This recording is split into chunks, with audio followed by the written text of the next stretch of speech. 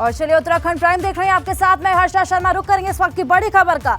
राहुल गांधी की लोकसभा सदस्यता खत्म होने के खिलाफ कांग्रेस लगातार धरना प्रदर्शन कर रही है। देहरादून के गांधी पार्क में पूर्व मुख्यमंत्री हरीश रावत, पूर्व नेता प्रतिपक्ष प्रीतम सिंह सहित कांग्रेस के तमाम नेता धरना दे रहे हैं। पूर्व मुख्यमंत्री हरीश रावत का आरोप है कि भाजपा सरकार तानाशाह रवैया अपना रही है, विपक्ष की आवाज को दबाने का काम किया जा रहा है। कांग्रेस इसके लिए आने वाले दिनों में बड़ा आंदोलन करेगी।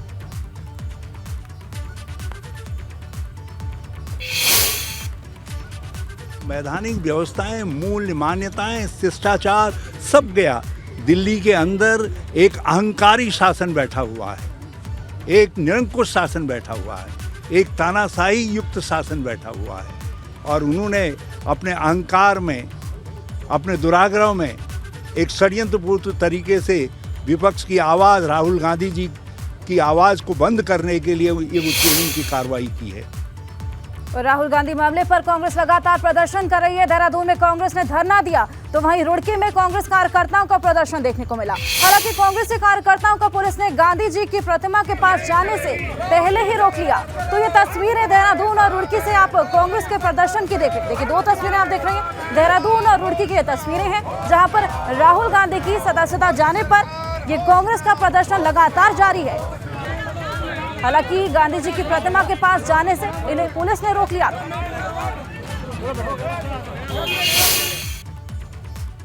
और वहीं हरिद्वार में कांग्रेस कार्यकर्ताओं का प्रदर्शन जारी है। हंगामा बढ़ने पर हिरासत में कई कार्यकर्ताओं को लिया गया है। धारा 144 का उल्लंघन करने पर हिरासत में है कार्यकर्ता और बगैर सूचना दिए धरना देने पर यह पूरी कार्रवाई हुई है। तो हरिद्वार में कांग्रेस कार्यकर्ताओं का प्रदर्शन लगातार जारी है। धारा 144 का उल्लंघन करने पर हिरासत में लिए गए हैं कार्यकर्ता। आपको बता दें कि हंगामा बढ़ने पर कार्यकर्ताओं को हिरासत में लिया गया है। वही बगैर सूचना दिए धरना देने पर भी ये पूरी कार्रवाई हुई है।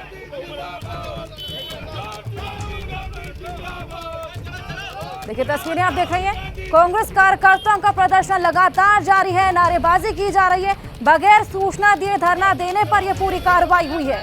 साथ ही साथ धारा 144 का उल्लंघन करने पर कई कार्यकर्ता हिरासत में लिए गए हैं। हमारे सहयोगी रोहित हमारे साथ जुड़ गए हैं। रोहित, हरिद्वार में कांग्रेस कार्यकर्ताओं का प्रदर्शन लगातार जारी है, रोकने की कोशिश की जा रही है, हिरासत में भी लिए गए हैं कई कार्यकर्ता। मैं बताना चाहूंगा हर्ष, आज सुबह राहुल गांधी की सदस्यता के मामले को लेकर कांग्रेसी का एक धरना प्रदर्शन होना था हरिद्वार में। जो धरना कार्यक्रम से पहले ही कांग्रेसी जितने हरिद्वार जनपद के रुड़की, लखर और जहां जहां से कार्यकर्ता आ रहे थे, हरिद्वार इकट्ठे हो रहे थे, उनको पहले से ही गिरफ्तारी करनी शुरू कर दी। पुलिस प्रशासन का कहना है कि 144 लगी हुई है, उसका उल्लंघन, उनके पास कोई परमिशन नहीं है और ये गिरफ्तारी लगातार अभी भी जारी है। और वहीं कांग्रेस कार्यकर्ताओं की जोश है, वो भी गिरफ्तारी दे रहे हैं, वो भी पीछे हटने को तैयार नहीं है। बिल्कुल, तो रोहित जैसे कि आपने बताया कि वहां पीछे हटने से वो लोग तैयार नहीं है। बहुत शुक्रिया तमाम जानकारी के लिए। तो केंद्रीय रक्षा राज्य मंत्री अजय भट्ट ने पंतनगर एयरपोर्ट से जयपुर के लिए फ्लाइट की शुरुआत की है। अजय भट्ट ने फीता काटकर फ्लाइट की शुरुआत की और यात्रियों के रवाना होने से पहले उनके टिकट भी सौंपे। जयपुर के पहली फ्लाइट में 27 यात्री सफर करेंगे। अजय भट्ट ने यात्रियों को उनके सफर के लिए शुभकामनाएं भी दी।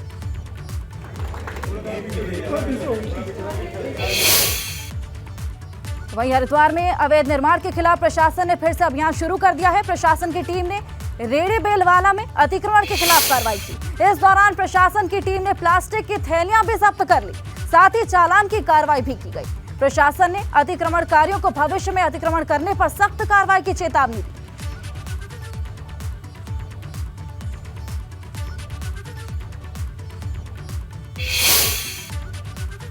खालिस्तानी समर्थक अमृतपाल का सुराग तलाशने के लिए एनआईए टीम देहरादून पहुंची थी। कहा जा रहा है कि यहां से एक महिला को हिरासत में लिया गया। यह महिला अमृतपाल के करीबी बताई जा रही है। उधर अमृतपाल को लेकर उत्तराखंड के तमाम बॉर्डर पर अलर्ट लगातार जारी है।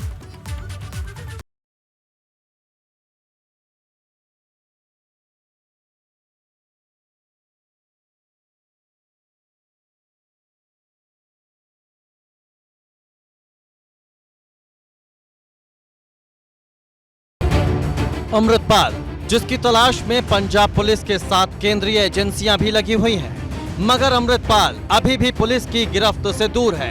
कहा जा रहा है कि वो शहर दर शहर अपना ठिकाना बदल रहा है। इस बीच खबर आई कि एनआईए की टीम दून पहुंची थी। सूत्रों का कहना है कि एनआईए ने यहां एक महिला को हिरासत में लिया है। ये महिला अमृतपाल की बेहद करीबी है। हालांकि उत्तराखंड पुलिस ने ऐसी किसी गिरफ्तारी से इनकार किया है। हमारे इस संबंध में कोई जानकारी नहीं है। हमारे तरफ से तो जो इनपुट्स आया था उस बेस पे हम चेकिंग और वेरिफिकेशन और अलर्ट जारी है। सर, सेंट्रल एजेंसियाँ भी इसमें लगी हैं, तो क्या उत्तराखंड पुलिस से कोई बातचीत या किसी भी चीज़ के? अभी हमारे पास ऐसे कोई बातचीत नहीं हुई है। जो जनरल इनपुट आया उस बेस पे हमारा वेरिफिकेशन और अलर्ट है। अभी अदरवाइज कोई जनरल एजेंसी हमसे संपर्क नहीं किया अदर देन जनरल। इस बीच अमृतपाल की एक और तस्वीर सामने आई है जिसमें वो जैकेट, ट्राउजर और चश्मा पहने देखा गया है। यह सीसीटीवी अमृतसर का बताया जा रहा है और इसे 20 मार्च को रिकॉर्ड किया गया था। पंजाब से एक हफ्ते से फरार चल रहा अमृतपाल सिंह बार बार अपना हुलिया बदल रहा है। आशंका ये भी है कि वो उत्तराखंड के रास्ते नेपाल भाग सकता है, इसलिए उत्तराखंड के तमाम बॉर्डर पर अलर्ट है। हमारी जो बॉर्डर डिस्ट्रिक्ट से बॉर्डर है वहाँ पे चौकसी बरता जाए और चेकिंग भी किया जाए ऑन एंड ऑफ में, क्योंकि भागा हुआ हो सकता है हमारे पास आए तो हम पकड़। सर, पोस्टर भी हमने छापे हैं कई जगह। और ये जो चौकियाँ और जो बॉर्डर हमारे चेक पोस्ट है वहाँ पे सब जगह पे हमारा वो फोटोग्राफ सर्कुलेट है।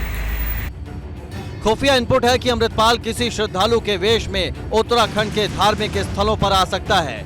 वो किसी होटल, धर्मशाला या आश्रम में छिप सकता है, इसलिए पुलिस ऐसी सभी जगह पर चेकिंग कर रही है। अमृतपाल के पोस्टर भी चिपकाए गए हैं ताकि लोग उसे पहचानने पर पुलिस को जानकारी दे सकें। एबीपी गंगा के लिए देहरादून से अजित सिंह राठी की रिपोर्ट। उधर विकास नगर में भी हिमाचल से लगते बॉर्डर पर अलर्ट है। अमृतपाल यहां से उत्तराखंड में दाखिल ना हो, इसके लिए पुलिस चप्पे चप्पे पर नजर रखी हुई है। हिमाचल बॉर्डर से उत्तराखंड में दाखिल होने वाले वाहनों की चेकिंग लगातार जारी है और जोरों से की जा रही है। गाड़ी में सवार होकर आ रहे हर शख्स को देखा जा रहा है। आशंका है कि अमृतपाल अपना वेश बदलकर उत्तराखंड में दाखिल हो सकता है। पंजाब की तरफ से निकले तो हो सकता है, क्योंकि लास्ट उनका ट्रेल हरिद्वार में हरियाणा में था, तो हरियाणा का जो बॉर्डर हमने सटे हुए डिस्ट्रिक्ट से वहाँ पे अलर्ट की। इनपुट तो जैसे से पहले भी आपने शेयर कर रहे थे जैसे है, तो जनरल इनपुट का है, तो इसे चलते हमने अलर्ट किए हुए हैं। रुद्रपुर में भी अमृतपाल को लेकर अलर्ट है और इसी बीच बड़ी खबर है कि रुद्रपुर से सटे यूपी के बिलासपुर में अमृतपाल के समर्थन में पोस्टर चस्पा किए गए, जिसके बाद रामपुर पुलिस और आईबी की टीम ने 5 लोगों को हिरासत में लेकर पूछताछ की। उधर रुद्रपुर में यूपी से लगते तमाम बॉर्डर पर पुलिस ने चौकसी भी बढ़ा दी है।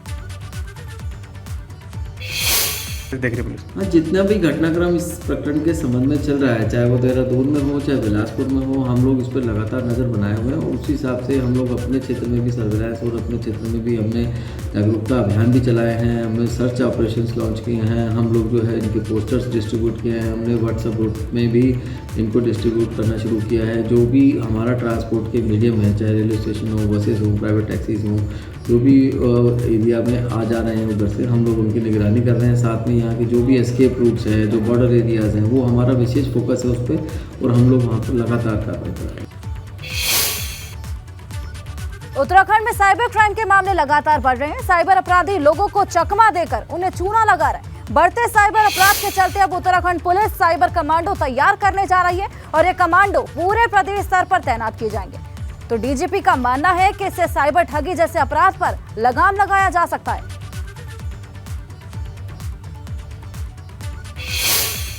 जो बड़े गैंग्स थे, इंटरस्टेट गैंग्स जो थे, उनको मॉनिटर करते थे स्टेट में।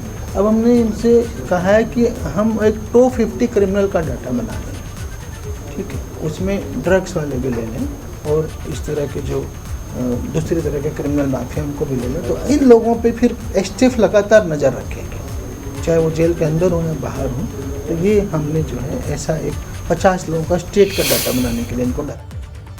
उधर चारधाम यात्रा को लेकर तीर्थ पुरोहित और मंदिर समिति भी तैयारियां कर रही है, मगर इस बार जोशीमठ आपदा की वजह से न सिर्फ श्रद्धालुओं में डर है बल्कि व्यापारी भी चिंतित हैं। ऐसे में तीर्थ पुरोहित मांग कर रहे हैं कि सरकार को ग्राउंड जीरो पर जाकर स्थानीय लोगों और तीर्थ पुरोहित से बातचीत कर इसका समाधान निकालना चाहिए। हालांकि बद्री केदार मंदिर समिति की अध्यक्ष का कहना है कि ये यात्रा से पहले सभी व्यवस्थाएं बेहतर कर ली जाएंगी।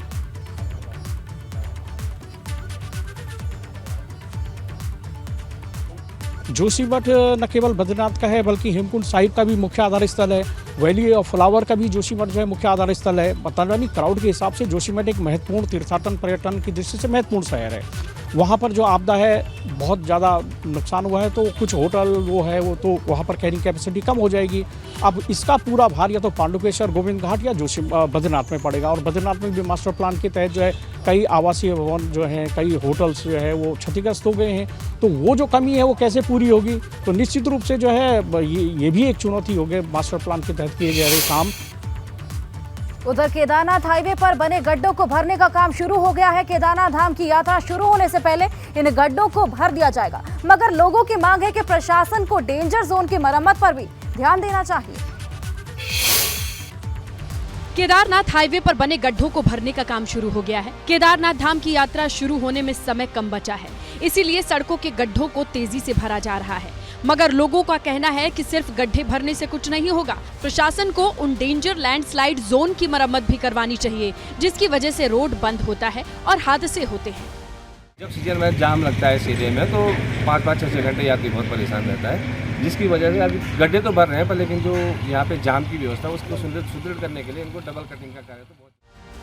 यात्रा सीजन के दौरान इन्हीं गड्ढों और लैंडस्लाइड जोन की वजह से घंटों तक जाम लगा रहता है। यही भूस्खलन जोन बरसात के समय आफत बन जाते हैं। हालांकि प्रशासन का कहना है कि इस बार ऐसी परेशानी नहीं होगी। उनसे लेके गुप्तकाशी तक का जो रिनोवेशन और अपग्रेडिंग का काम है वो भी गतिमान है। इसके अतिरिक्त जहाँ जहाँ लैंडस्लाइड के चांसेस थे या फिर जहाँ पर हमारी रोड पतली हो गई थी वहाँ पर हम लोग उस रोड को बेहतर कर रहे हैं, शोल्डर्स के रिपेयर कर रहे हैं और अगर कहीं ज़रूरत पड़ी तो एडिशनल लेबर लगाकर और जेसीबी और आदि व्यवस्थाएं भी की जाएंगी। कुंड से गुप्तकाशी के बीच इन दिनों सड़क के गड्ढे भरे जा रहे हैं। प्रशासन की कोशिश है कि यात्रा शुरू होने से पहले काम पूरा कर लिया जाए। एबीपी गंगा के लिए रुद्रप्रयाग से रोहित डिमरी की रिपोर्ट।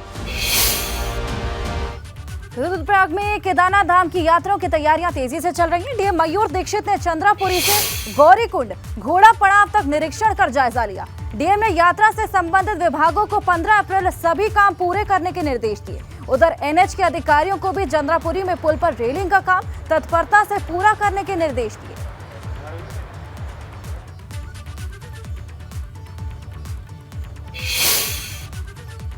खटीमा के किसानों पर मौसम की मार पड़ी है। बारिश और ओलावृष्टि की वजह से किसानों की गेहूं की फसल को नुकसान पहुंचा।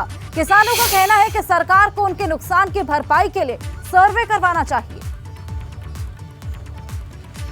में जो बहुत भारी नुकसान हुआ है तो मैं सरकार से ये निवेदन करता हूं कि किसानों का जल्दी से जल्दी सर्वे करवाकर इसको आपदा घोषित करवाकर और किसानों को कम से कम 50,000 रुपए एकड़ के हिसाब से मुआवजा दें। नवरात्रि चल रही है, ऐसे में मंदिरों में भक्तों की भीड़ उमड़ रही है। रानीखेत के झूला देवी मंदिर में भी नवरात्रि में भक्तों की भीड़ देखने को मिली। झूला देवी मंदिर की खास बात यह है कि यहाँ हजारों घंटियां बंधी हुई हैं और इसी वजह से इस घंटियों वाला मंदिर भी कहा जाता है। इस मंदिर को करीब 700 साल पुराना बताया जाता है और इस मंदिर में मां दुर्गा के एक झूले पर विराजमान है, इसलिए ये मंदिर झूला देवी के नाम से भी जाना जाता है। मंदिर में आने वाले श्रद्धालु मुराद पूरी होने पर घंटियां भी चढ़ाते हैं।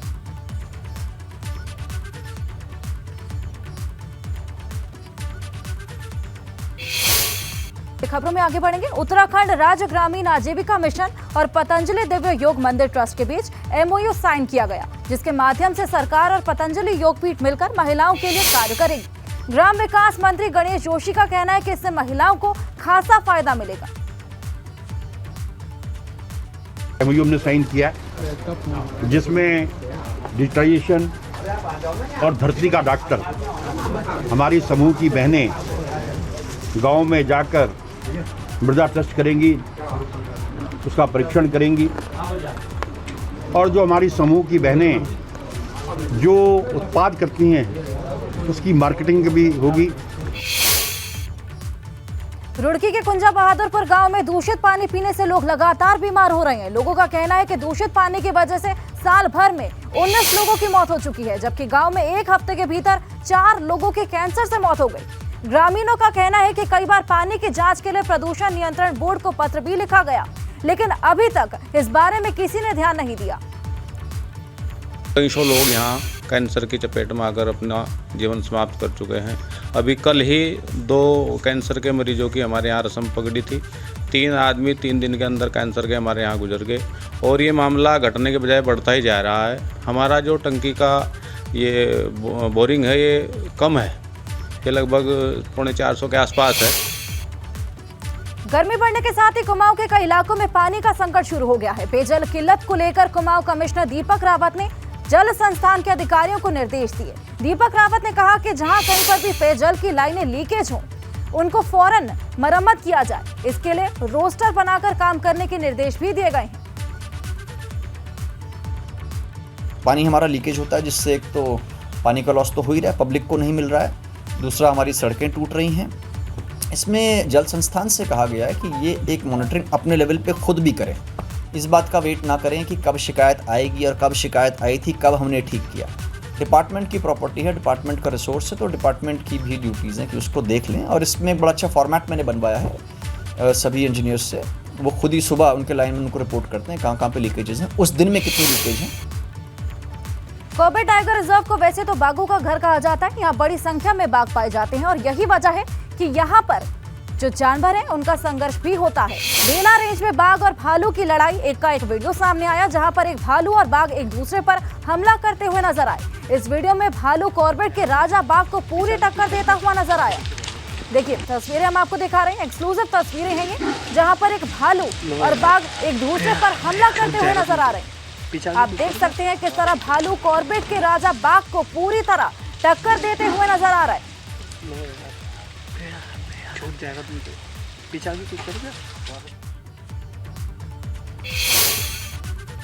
तो सरकार का 1 साल पूरा होने के मौके पर केदार घाटी के सीमांत क्षेत्र फाटा में शिविर का आयोजन किया गया, मगर शिविर के अधिकारियों के नदारद रहने पर लोगों में नाराजगी है और इसके साथ ही अधिकारियों की अनुपस्थिति पर क्षेत्रीय जनप्रतिनिधियों ने भी नाराजगी जताई। जनप्रतिनिधियों का कहना है कि जब जब क्षेत्र में शिविर लगाए जाते हैं, विभागों के उच्च अधिकारी नदारद नजर आते हैं। शिविर नहीं लगाया गया था और निश्चित तौर पे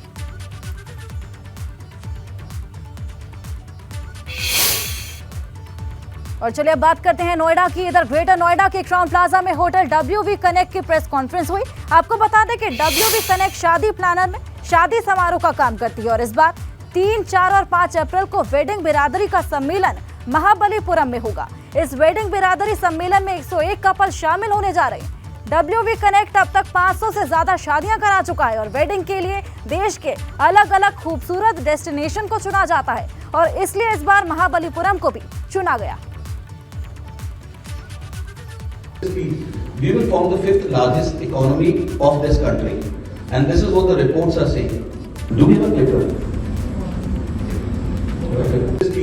We will form the 5th largest economy of this country, and this is what the reports are saying. Do we have a clicker? और चलिए फिलहाल इस बुलेटिन में बस इतना ही। खबरों का सिलसिला लगातार जारी है, आप कहीं मत जाइएगा।